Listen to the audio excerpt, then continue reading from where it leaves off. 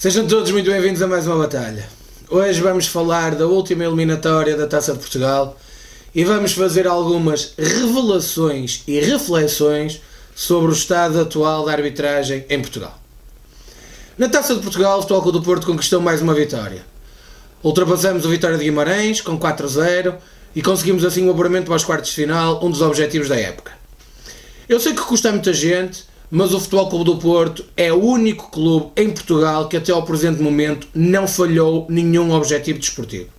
O Futebol Clube do Porto continua na Liga dos Campeões, continua na Taça de Portugal, continua na Taça da Liga e está em primeiro lugar no campeonato. É o único clube em Portugal que apresenta este pecúlio.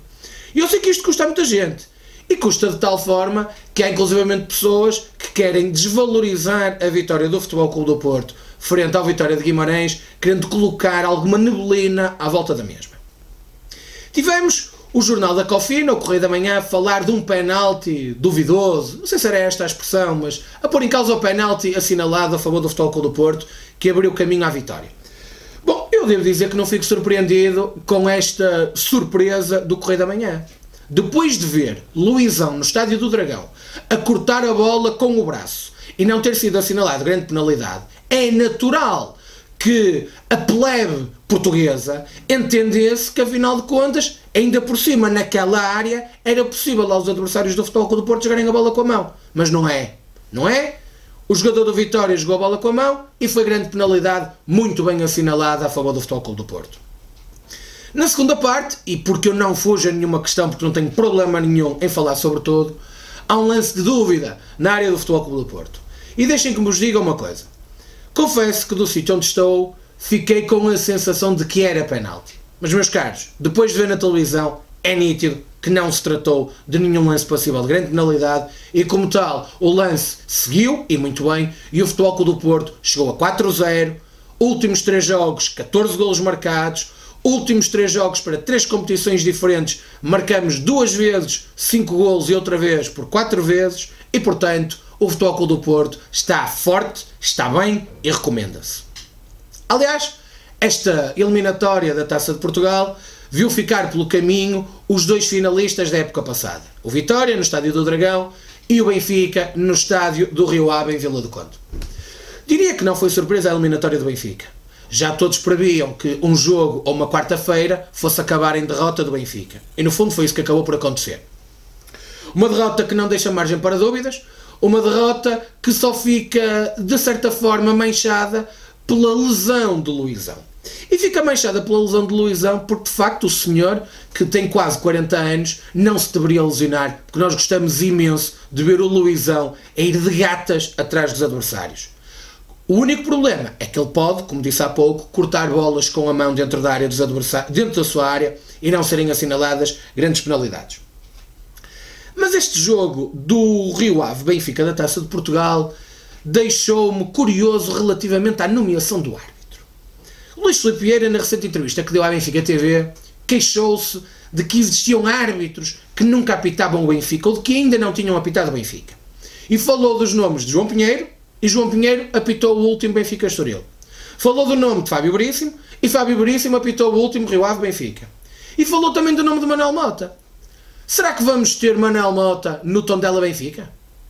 Será que vamos ter um árbitro padre do Benfica a apitar um Tondela Benfica na próxima jornada?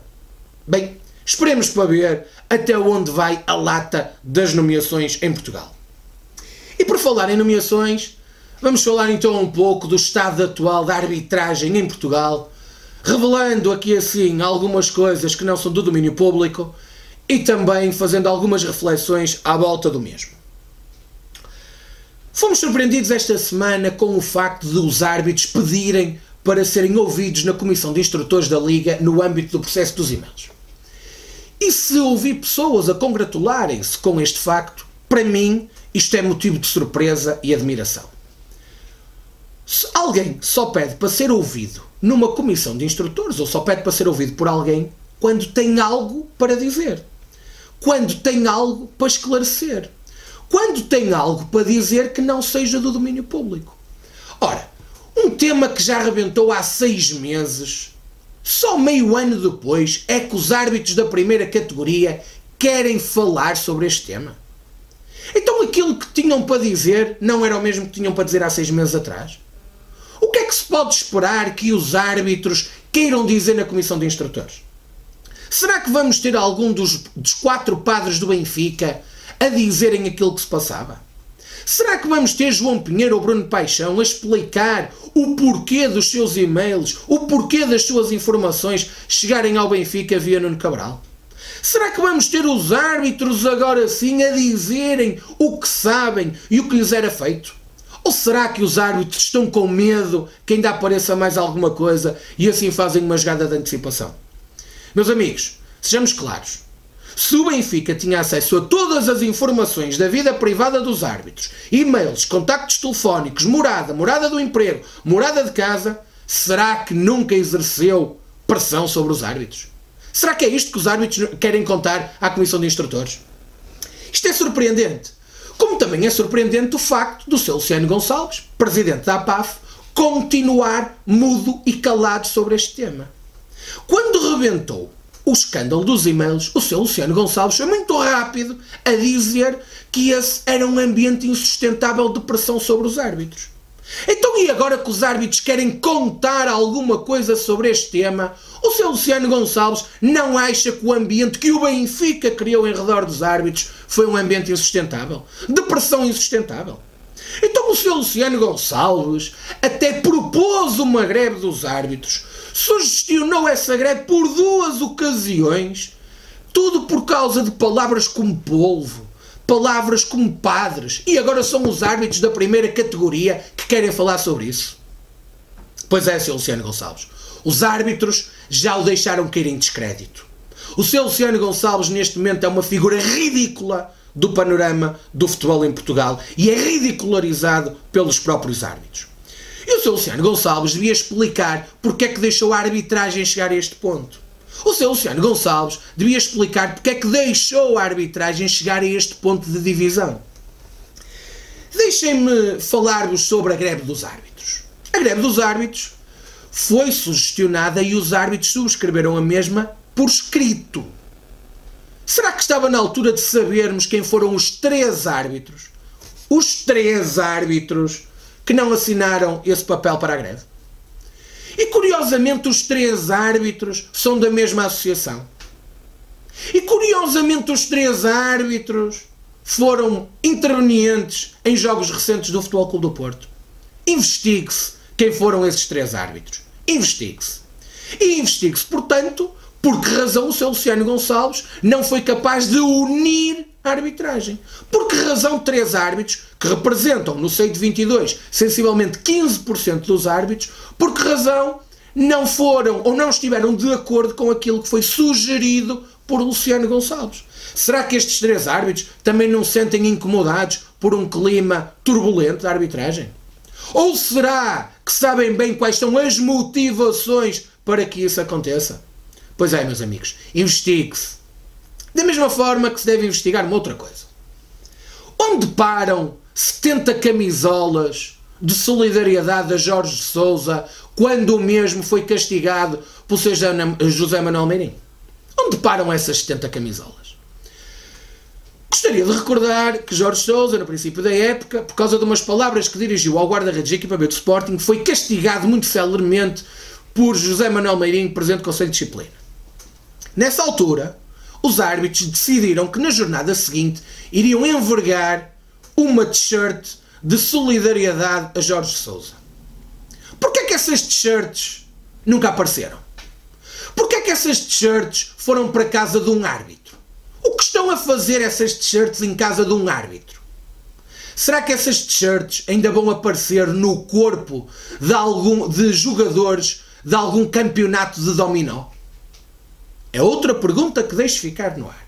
E esta pergunta, mais uma vez, reforça a divisão que existe no seio da arbitragem, uma divisão que Luciano Gonçalves não é capaz de combater e uma divisão que Fontelas Gomes não só não combate, como ainda agudiza com as nomeações ridículas que tem vindo a fazer.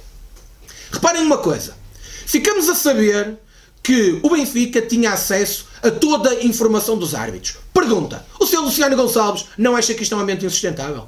Não vem agora o Sr. Luciano Gonçalves e o Sr. Fontelas Gomes fazerem reuniões muito rápidas para pôr em causa tudo e todos?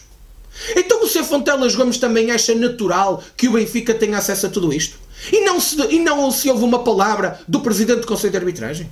Então tínhamos a greve preparada por causa do clima insustentável. E a greve? Agora, não se vai concretizar? Meus amigos, o problema é que estão todos ao serviço do mesmo. E como estão todos ao serviço do mesmo, nós não podemos deixar que isto continue. Não podemos deixar que isto continue e não vai continuar. Se depender de nós, não vai continuar, porque nós vamos denunciar aquilo que se passa no futebol em Portugal. Por fim, gostava apenas de vos dizer uma coisa.